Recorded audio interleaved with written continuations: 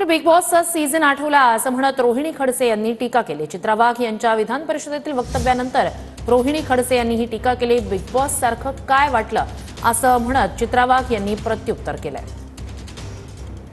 वक्तव्य काल केली गेली आहे त्या वक्तव्यांमध्ये बघता मला बिग बॉस सिरियलची आठवण झाली की जिथे जेवढं तुम्ही एकमेकांची उणीधुणी काढाल, जेवढा आकांतांडव तुम्ही कराल ना, तेवढा टीआरपी वाढतो आणि त्यांचा बिग बॉस खुश होतो। तसं वक्तव्य कुठेतरी कुणाला तरी खुश करण्यासाठी, म्हणजे कुठला तरी बिग बॉस बसलाय तो खुश होण्यासाठीचं वक्तव्य होतं का?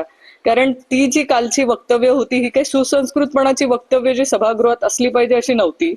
पण अशा याला माझा आक्षेप आहे की सभापती महोदय तरी अशी वक्तव्य कशी खपवून घेतायत। रोहिणी खडसे, बिग बॉस सारखं काय वाटलं? त्यांचे वडील समोर बसतात माझ्या, ते जास्त चांगलं सांगतील काय आहे ते, त्यांना विचारावं।